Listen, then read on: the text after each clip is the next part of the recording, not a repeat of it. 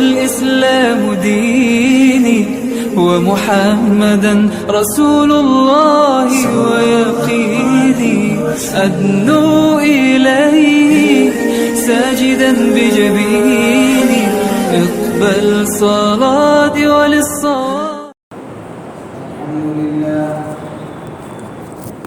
الحمد لله نحمده ونستعينه ونستغفره ونؤمن به ونتوكل عليه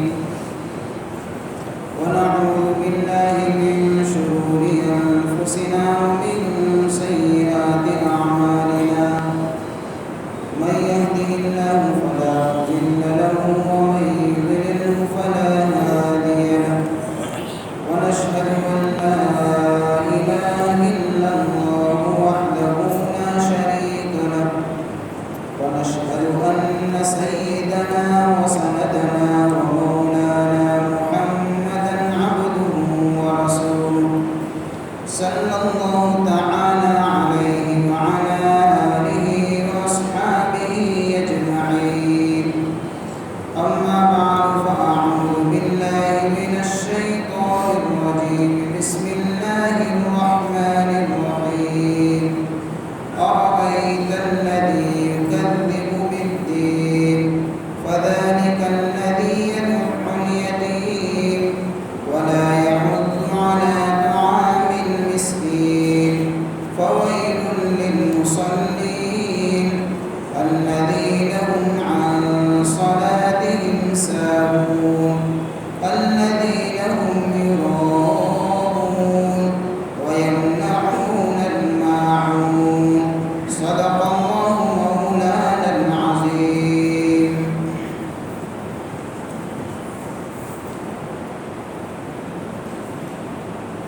محترم دوستوں بزرگوں، یہ سورت ہے سورۃ الماعون. اس سورت کے اخیر کے اندر ایک آیت ہے وَيَمْنَعُونَ الْمَاعُونَ، اسی سے اس کا نام لیا گیا اور سورت کا نام رکھا گیا سورۃ الماعون. اس کا ترجمہ یہ ہے اَرَأَيْتَ، کیا آپ نے دیکھا، الَّذِي، اس شخص کو، يُكَذِّبُ بِالدِّينِ، جو سزا جزا کو جھٹلاتا ہے. فَذَلِكَ الَّذِي، بس یہی وہ شخص ہے، يَدُعُّ الْيَتِيمَ، جو یتیم کو دھکے دیتا ہے، وَلَا يَحُضُّ، اور ابھارتا نہیں ہے، ترغیب نہیں دیتا ہے، عَلَى طَعَامِ الْمِسْكِينِ، فقیر کے کھلانے پر. فَوَيْلٌ لِّلْمُصَلِّينَ، بس ہلاکتی ہے، بربادی ہے، کم بختی ہے ان نماز پڑھنے والے لوگوں کے لیے، الذین هم عن صلاتهم ساہون، جو اپنی نماز کو بھول جاتے ہیں، والذین هم یراؤون، اور جو ریاکاری کرتے ہیں، ویمنعون الماعون، اور معمولی چیز بھی کسی کو نہیں دیتے. یہ صورت مکی ہے یا مدنی ہے، اس کے اندر اختلاف ہے، لیکن زیادہ تر مفسرین کی رائے یہ ہے کہ صورت یعنی کہ مکی صورت ہے. حضرت ابن عباس رضی اللہ تعالیٰ عنہ کی ایک روایت ہے کہ صورت مدنی ہے، اور ایک روایت میں آیا ہے کہ یہ صورت آدھی مکی ہے اور آدھی مدنی ہے. وَلَا يَحُضُّ عَلَى طَعَامِ الْمِسْكِينِ تک جو آیتیں ہیں، یہاں تک یہ صورت مکی ہے، اور اس کے بعد سے لے کر آخر تک، صورت کے آخری آیت تک صورت کا یہ حصہ مدنی ہے. اس کی وجہ یہ ہے کہ وَلَا يَحُضُّ عَلَى طَعَامِ الْمِسْكِينِ تک جن برائیوں کا تذکرہ کیا گیا ہے، وہ برائیاں کفار مکہ میں پائی جاتی تھیں، اور مکہ کے اندر دو گروہ تھے، یا تو مومن یا تو کافر. اس وقت منافقوں کا گروہ تھا نہیں، یا تو پکے مسلمان تھے یا تو پکے کافر تھے، اور ان برائیوں کا تعلق کافروں سے ہے. وَلَا يَحُضُّ عَلَى طَعَامِ الْمِسْكِينِ تک جن برائیوں کا تذکرہ کیا ہے، اس کا تعلق کافروں کے ساتھ میں ہے. اس لیے کہا کہ یہاں تک سورت تو مکی ہے، اور آگے ولا یحض علی طعام المسکین کے بعد جن برائیوں کا تذکرہ کیا ہے وہ برائیاں منافقین میں پائی جاتی ہیں، اور منافقین مدینہ میں جا کر پیدا ہوئے، اس لیے بعضوں نے کہا کہ سورت کا باقی کا آدھا حصہ گویا کہ مدنی ہے۔ چاہے سورت مکی ہو کہ مدنی ہو، اس سورت کے شان نزول کے متعلق حضرت شاہ عبدالعزیز محدث دہلوی رحمۃ اللہ علیہ نے واقعہ نقل فرمایا ہے اپنی تفسیر عزیزی میں۔ واقعہ یہ تھا کہ ابو جہل کی عادت تھی کہ جب کوئی مرنے کے قریب ہوتا، اس کا انتقال کا وقت آتا، تو ابو جہل اس کے پاس جاتا تھا، مرنے والے کے پاس، اس خاندان والوں کے پاس جاتا اور جا کر اس آدمی سے کہتا کہ بھائی آپ اپنے یتیموں کو میرے حوالے کرو، میں ان کے مال کی بھی حفاظت کروں گا، ان کے کھانے پینے کا انتظام کروں گا، اور ہر طرح سے میں ان کی رعایت رکھوں گا، باقی پورسا جو ہے وہ اس ذمہ داری کو نہیں نبھا سکیں گے اور میں مکمل طور پر نبھاؤں گا، اس لیے آپ اس یتیم کے مال کو میرے حوالے کریں۔ اس طریقے سے پھر وہ مال لے لیتا تھا یتیم کا، اور پھر لینے کے بعد ان یتیموں کو اپنے در پر سے پھر دھکے دے دیتا تھا، ان کو پھر بھوکے ننگے رکھتا تھا، تکلیفیں دیتا تھا اور مال اپنے قبضے میں لے جاتا تھا۔ ایسا ہی ایک واقعہ پیش آیا کہ ایک یتیم حضور پاک صلی اللہ علیہ وسلم کی خدمت میں آیا اور اس نے یہ فریاد ابو جہل کے حضور کے سامنے رکھی کہ اس نے میرے ساتھ میں ایسا کیا ہے۔ تو حضور صلی اللہ علیہ وسلم اس یتیم کے ساتھ ابو جہل کے پاس گئے، تشریف لے گئے تاکہ اس کو نصیحت کریں اور اس کو سمجھائیں۔ تو آپ علیہ السلام نے جا کر اس کو کہا کہ بھئی تو نے اس کے ساتھ میں جو معاملہ کیا ہے اور آج اب تو جو دھکے دے رہا ہے اور اس کے ساتھ میں جو ذلت کا معاملہ کرتا ہے، یہ تیرا معاملہ اچھا نہیں ہے۔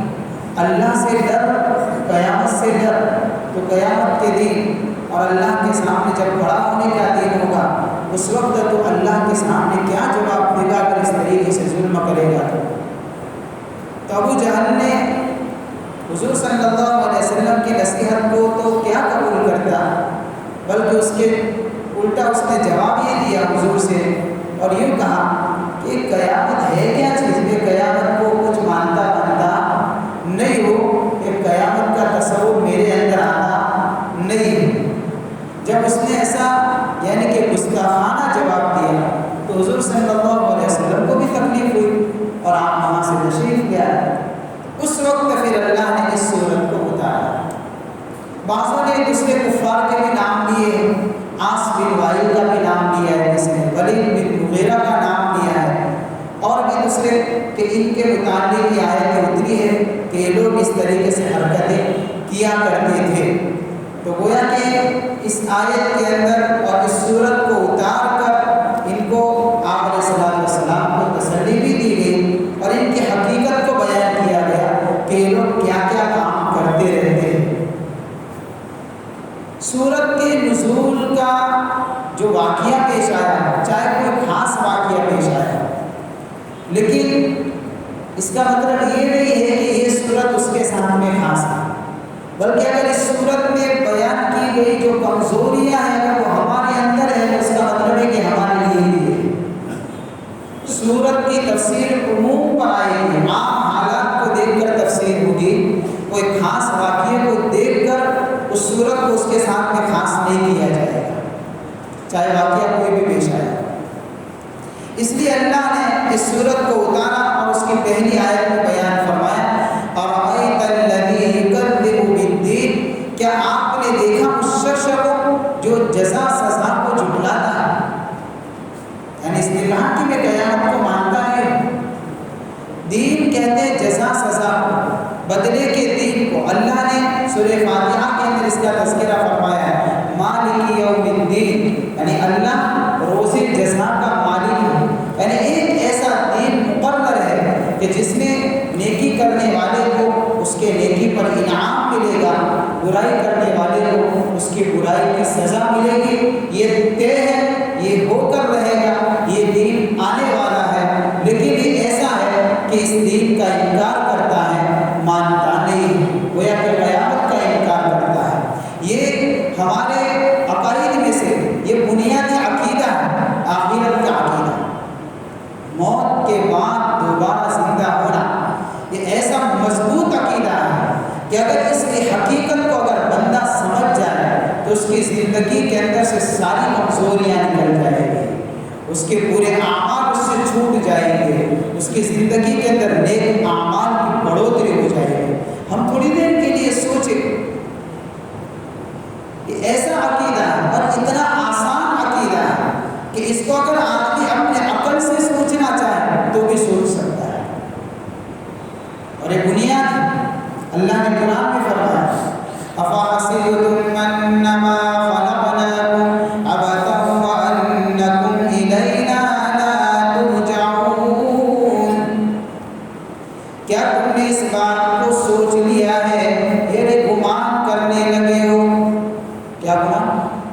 أَنَّمَا خَلَقْنَاكُمْ عَبَثًا، کہ ہم نے تم کو بیکار پیدا کر دیا ہے، تمہارا کوئی مقصد نہیں ہے زندگی کا، ایسے ہی پیدا کر دیا تم کو دنیا میں بھیج دیا۔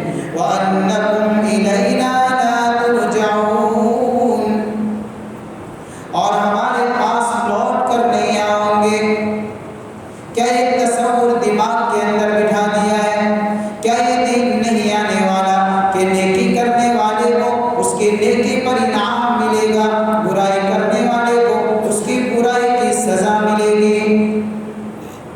أَفَمَنْ كَانَ مُؤْمِنًا كَمَنْ كَانَ فَاسِقًا لَا يَسْتَوُونَ، کیا کبھی ایسا ہو سکتا ہے کہ ایک ایمان والا ہو، ایک فاسق ہو، گنہگار ہو، یہ دونوں ایک ہی صف میں کھڑے ہو جائیں؟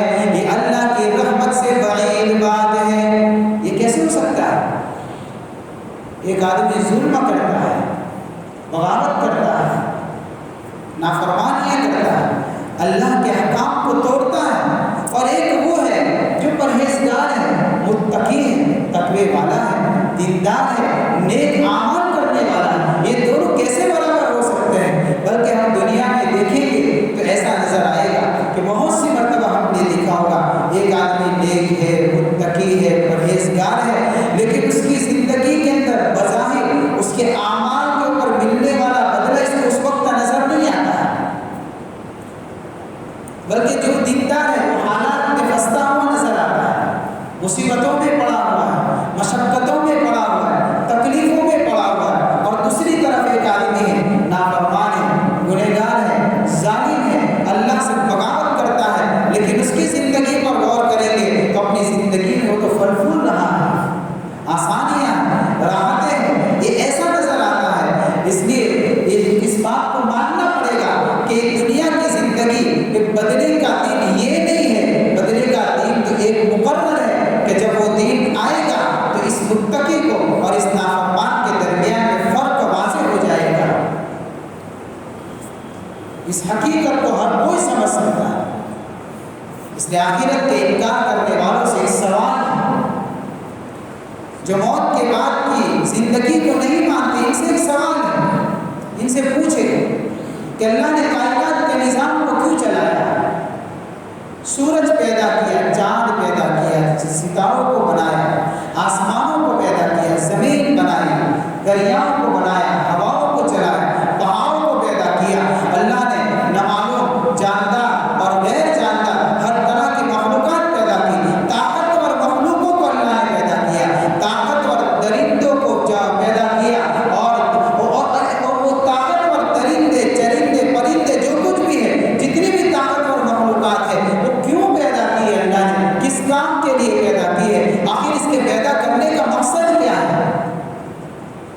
وَالَّذِي خَلَقَ لَكُم مَّا فِي الْأَرْضِ جَمِيعًا، یہ مقصد ہے اللہ نے فرمایا۔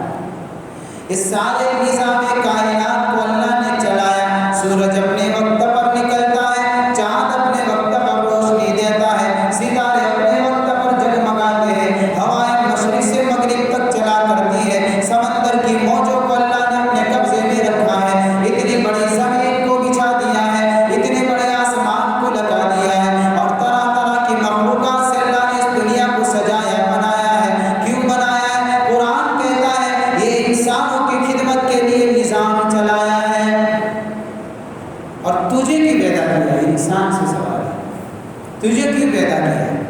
کہ تجھے اس لیے پیدا کیا ہے وَمَا خَلَقْتُ الْجِنَّ وَالْإِنسَ إِلَّا لِيَعْبُدُونَ، اس ساری مخلوق تیرے قبضے میں رہے گی لیکن تو رب کے قبضے میں رہے گا۔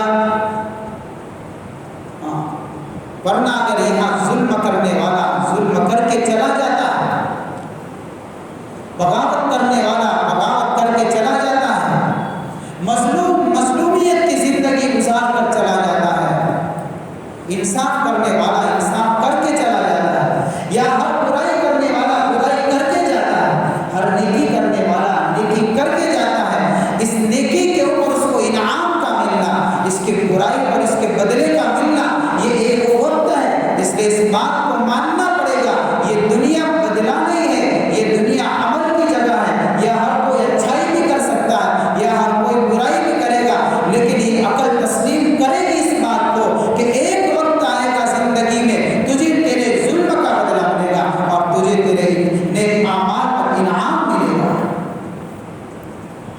یہ تو ہر کسی کی عقل سوچ سکتی ہے، سمجھ سکتی ہے، یہ عقیدہ ہے ہمارا، اللہ کی رحمت سے دور ہے کہ دنیا میں رہتے ہوئے یہ آخرت کے اندر متقی اور نافرمان لوگ ایک سب میں کیسے کھڑے ہو سکتے ہیں؟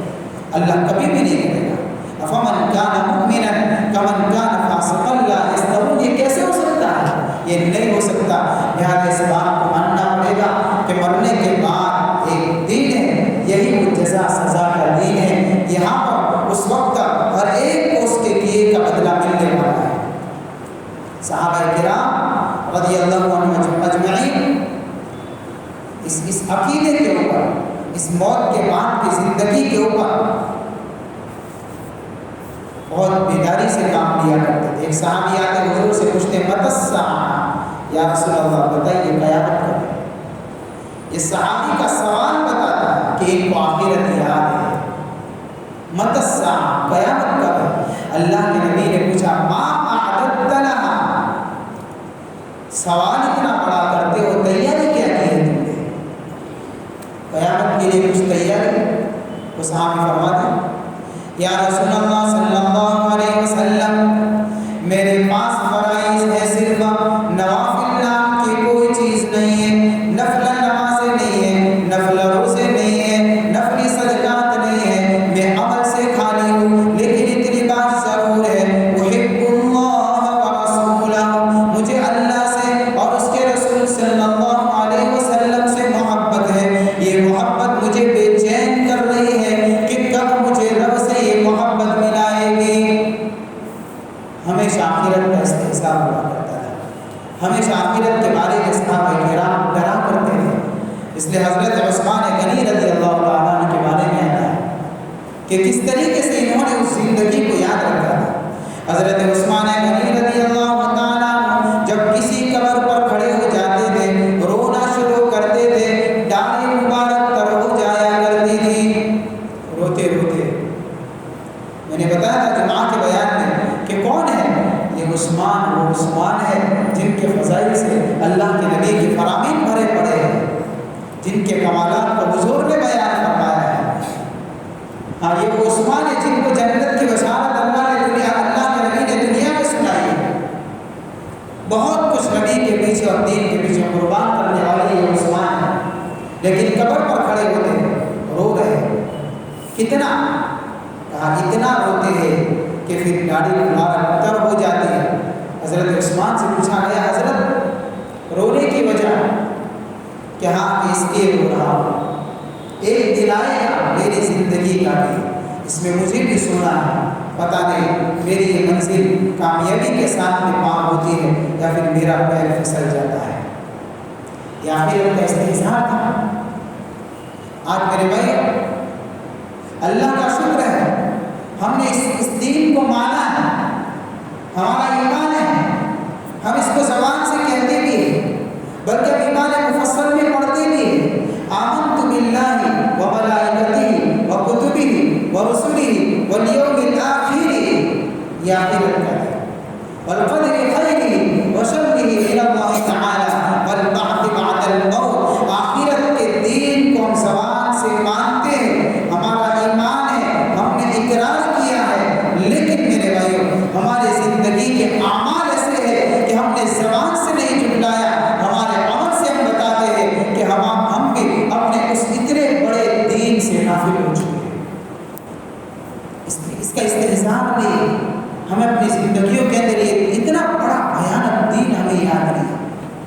کہ ہمیں اللہ کے سامنے کھڑا ہونا ہے۔ اس لیے جب تاجر بازار میں جا کر تجارت کا سودا کرتا ہے، کوئی چیز بیچتا ہے اور خریدتا ہے، اس وقت وہ یہ نہیں دیکھتا یہ حلال ہے یا حرام ہے۔ کیوں نہیں دیکھتا؟ اس لیے کہ اس کو یہ بات یاد نہیں ہے کہ مجھے میرے رب کے سامنے اس کا جواب دینا ہے۔ سرکاری ملازمین آفسوں میں بیٹھ کر بے بسوں سے اور کمزوروں سے رشوت لیتے ہیں، اپنے عہدوں کا غلط استعمال کرتے ہیں، اس لیے کہ ان کو پتہ نہیں ہے کہ ہمیں ایک دن رب کے سامنے کھڑا ہونا ہے۔ وکیل وکالت کرتا ہے اور اس میں بے ایمانی کرتا ہے، جھوٹے دلائل کے ذریعے سے سارے معاملے کو اپنے طرف کھینچ لیتا ہے۔ کیوں کہ وکیل تو ہے، مسلمان تو ہے، اس بات کو مانتا ہے کہ مجھے مر کر جانا ہے، لیکن اپنے کام کے اندر اس کو یہ دین یاد نہیں رہا ہے۔ ڈاکٹر ڈاکٹری کرتا ہے، لیکن مسلمان ڈاکٹر ہے، بیماروں کے ساتھ میں ہمدردی نہیں کرتا، بہت سی مرتبہ ظالمانہ انداز میں پیش آتا ہے۔ کیوں؟ یہ ڈاکٹر مسلمان ہے، لیکن اس کے عمل نہیں بتا دیا کہ اس نے بھی آخرت کے دین کو بلا دیا ہے کہ رب کے سامنے تجھے بھی کھڑا ہونا ہے، تو کیا جواب دے گا؟ عہدے والے عہدوں کو حاصل کر کے لوگوں کے ساتھ میں امانت داری کا معاملہ کرنا چاہیے، اپنے عہدوں کا غلط استعمال کر کے اس میں خیانت کرتے ہیں اور ان کے یعنی کہ لوگوں کے ساتھ میں غلط طریقے سے پیش آتے ہیں، اپنے عہدوں کا ناجائز استعمال کرتے ہیں۔ اس لیے کہ مسلمان تو ہے، عہدہ تو ملا ہے، لیکن اس عہدے پر آ کر اس نے اس ایک دین کو بلا دیا کہ جس دن اس کو اپنے رب کے سامنے کھڑا ہونا پڑے گا۔ اللہ نے فرمایا وَأَمَّا مَنْ خَافَ مَقَامَ رَبِّهِ وَنَهَى النَّفْسَ عَنِ الْهَوَىٰ فَإِنَّ الْجَنَّةَ هِيَ الْمَأْوَىٰ۔ جو آدمی اس تصور کو دل میں بٹھا لے گا کہ مجھے میرے رب کے سامنے کھڑا ہونا ہے، میں کیا جواب دوں گا؟ ہاں، زندگی کا حساب دینا ہے، یہ زندگی ایسی ہی نہیں ہے۔ وَأَمَّا مَنْ خَافَ مَقَامَ رَبِّهِ، جس کے دل میں یہ تصور ہوگا وہ کیا کرے گا؟ وَنَهَى النَّفْسَ عَنِ الْهَوَىٰ، نفسانی خواہشات سے بچے گا، مرضی کی زندگی گزارنے سے بچے گا، اللہ کی نافرمانی کرنے سے بچے گا، ظلم و زیادتی کرنے سے بچے گا، اور جس عہدے میں بھی ہوگا، زندگی کے اندر جس شعبے میں بھی ہوگا، ہمیشہ اس بات کو یاد رکھے گا کہ مجھے میرے رب کے سامنے مجھ کے سونپی گئی ذمہ داری کا جواب دینا ہے، اس کو یاد رہے گا۔ پھر تاجر تجارت میں دھوکہ نہیں دے گا، وکیل وکالت میں بے ایمانی نہیں کرے گا، ڈاکٹر ڈاکٹری کے اندر لوگوں کے ساتھ میں خیانت سے پیش نہیں آئے گا، عہدے والا اپنے عہدے کا غلط استعمال نہیں کرے گا، قوم کا طاقتور بے بسوں پر ظلم نہیں کرے گا۔ لیکن میرے بھائی، یہ ہماری سب سے بڑی کمزوری کہ ہم نے اپنے آپ کو دنیا میں اس طریقے سے الجھایا، دنیا کے پیچھے اپنے آپ کو اس طریقے سے بھگایا اور اپنے آپ کو دنیا کی دولت کے پیچھے اتنا تھکایا کہ آج ہم اتنے بڑے دین کو بھول گئے۔ اپنے ہاتھوں سے ہم نے اپنوں کو دفنایا ہے، جنازہ کندھے پر لے کر ہم گئے ہیں۔ کئی اولاد ایسے جنہوں نے اپنے باپ کو دفنایا، کئی باپ ایسے جنہوں نے اپنے اولادوں کو دفنایا ہے، کئی شوہر ایسے جنہوں نے اپنے بیویوں کو دفنایا ہے، کئی دوست ہیں جنہوں نے اپنے دوستوں کو قبر کے حوالے کیا ہے، اور ایسے سنسان رات کے یعنی ایسے اندھیر نگری کے اندر چھوڑا ہے۔ یہ سارے حالات ہم نے دیکھے ہیں، اپنے پاس اٹھنے بیٹھنے والے کو قبر کے حوالے ہم نے کیا ہے، چلتا پھرتا آدمی ہم سے ملنے والا ہمارا خیر تھا، اچانک سے چل بسا ہم نے وہ منظر دیکھا ہے جس کے اوپر موت نام کا کوئی تصور نہیں تھا، طاقت کے ساتھ میں جی رہا تھا، اچانک موت نے حملہ کیا ہے اور سنسان ہو کر اس طریقے سے دنیا سے گیا ہے۔ یہ سارے مناظر ہم نے دیکھے ہوئے، لیکن جب کسی پر موت حملہ کرتی ہے ہمارے دل کچھ غفلت کے چادر میں اس طریقے سے آرام سے سو جاتے ہیں اور سوئے ہوئے ہیں کہ جب کسی پر موت حملہ کرتی ہے ہم یہ سوچ کر اپنے دلوں کو تسلی دے دیتے ہیں یہ تو اس کی باری ہے، ہمارے پاس تو ابھی زندگی کے اور لمحات باقی ہیں۔ یہ وہ زندگی کے وہ لمحات ہیں جو ہمیں پتہ نہیں کس طریقے سے ہم نے اس دین کو بلایا۔ اللہ فرماتے ہیں اَرَأَيْتَ الَّذِي يُكَذِّبُ بِالدِّينِ، آپ نے دیکھا اس شخص کو جس نے جزا سزا کو جھٹلا دیا، یا تو قول سے جھٹلاتا ہے یا تو عمل سے بتا رہا ہے کہ اس کو یہ دین یاد نہیں۔ کیا دیکھا اس شخص کو کہ پھر کیا ہوگا کہ جس کی زندگی میں آخرت کا تصور مٹ جائے گا، جس کی زندگی کے اندر سے یہ اس دین کا دھیان نکل جائے گا، جو اپنی زندگی کے جزا سزا کو بھول جائے گا، وہ بہت کچھ برائیاں زندگی کے اندر پھر لینے والا بن جائے گا۔ اس لیے برائیوں سے نجات کا راستہ، گناہوں سے بچنے کا راستہ یہی ہے کہ موت کے بعد کہ اس زندگی کو یاد کیا جائے، اس دین کو یاد کیا جائے، اس تصور کو ہمارے دل اور دماغ کے اندر بٹھایا جائے۔ اس بنیادی عقیدے کو اللہ نے پہلے نمبر پر بیان فرمایا کہ یہ جو ہے جس نے آپ کی نصیحت کو قبول نہیں کیا، رسول اللہ صلی اللہ علیہ وسلم میرے محبوب یہ کیا نصیحت قبول کرے گا؟ اس کو آپ کی بات اس طریقے سے سمجھ میں آئے گی، اس نے تو قیامت کا انکار کر دیا ہے۔ جب قیامت کا اس نے انکار کر دیا ہے تو ظاہر سی بات ہے اس کو یتیم کے حقوق سمجھ میں نہیں آئیں گے، مسکین کے حقوق سمجھ میں نہیں آئیں گے، نمازوں کے اوقات اس کو یاد نہیں رہیں گے، وہ اعمال کے اندر اخلاص کہاں سے پیدا کرے گا؟ وہ اور تو اور معمولی چیز بھی لوگوں کو کیا دے گا؟ زکوٰۃ تو دور کی بات ہے کہ کیوں یہ ساری برائیاں اس لیے آئے گی کہ اس نے آخرت کو بھلا دیا ہے۔ اللہ تعالیٰ سے دعا کرے کہ اللہ تعالیٰ اس دین کی حقیقت کو ہمارے دلوں میں اتارے۔ یہ ہماری زبانوں پر ہے، ہم اقرار کرتے ہیں، لیکن اس حقیقت کو دلوں میں اس طریقے سے اتارنا ہے کہ ہر وقت یہ تصور وَأَمَّا مَنْ خَافَ مَقَامَ رَبِّهِ وَنَهَى النَّفْسَ عَنِ الْهَوَىٰ فَإِنَّ الْجَنَّةَ هِيَ الْمَأْوَىٰ، جو اس تصور کے ساتھ جیے گا، قرآن کہتا ہے موت کے بعد سیدھا ٹھکانہ اس کا جنت ہوگا۔ یہ قرآن کا بات ہے۔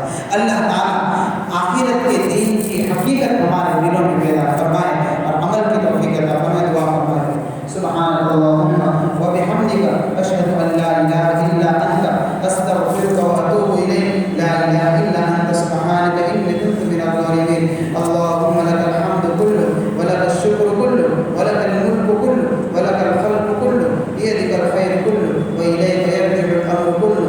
اللہم لا احصی ثناء علیک انت کما اثنیت علی نفسک۔ اللہم صل علی محمد وعلی آل محمد كما صليت على إبراهيم وعلى آل إبراهيم إنك حميد مجيد۔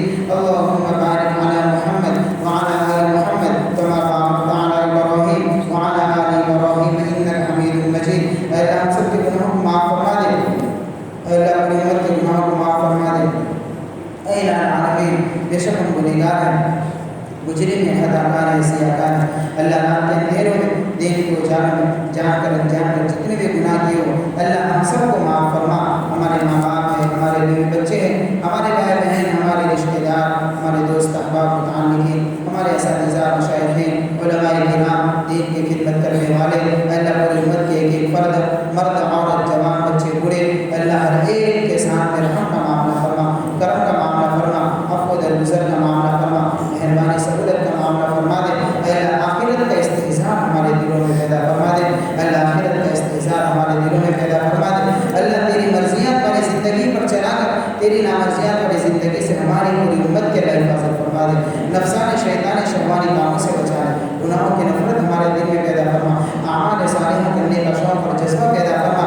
اے الہ العالمین، پیارے نبی صلی اللہ علیہ وسلم کی ایک ایک عظیم سنت پر چلنے کی توفیق عطا فرما، حضور پاک صلی اللہ علیہ وسلم کے ساتھ سچی پکی محبت نصیب فرما۔ اے الہ العالمین، یہ محفل بڑی مبارک محفل ہے، اللہ اس کی برکت سے ہماری دنیا کی زندگی کو اور آخرت کی زندگی کو کامیابی والی بنا دے۔ اللہ اس قرآن کی برکت سے ہم کو آدمی اور آخرت میں کامیاب کر دے۔ اللہ تیرا عظیم کلام ہے، اس کی خدمت کے لیے تو نے ہم کو چنا، یہ تیرا کرم ہوا تیرا احسان ہوا، تیرا شکر ہے اے اللہ کہ تو نے ہم کو چنا ہے، ورنہ ہم تو اس بات کے ہم اس کے لائق نہیں ہیں کہ اللہ ہم تیرے کلام اس عظیم کلام کی خدمت کر سکے، لیکن اے رب العالمین تو نے جب ہم سے خدمت دی ہے اے اللہ اس کے اندر جو کمی کوتاہی ہو جائے اس سے درگزر فرما، اور اس پوری پوری خدمات کو اے اللہ ہمارے لیے دنیا آخرت میں نجات کا ذریعہ بنا، امت کے اندر قرآن پڑھنے پڑھانے والے پیدا فرما، سمجھنے سمجھانے والے پیدا فرما، دینی تعلق نصیب فرما، تیرے شان کے مطابق تیرے عظیم کلام کی تلاوت کرنے کی توفیق عطا فرما، اے الہ العالمین تیرے عظیم کلام کی تلاوت کرنے کی توفیق عطا فرما، ہمارے دعاؤں کو حضور پاک صلی اللہ علیہ وسلم کے صدقے دفے، صحابہ کرام کے دفے، اولیاء کرام کے دفے میں قبول فرما،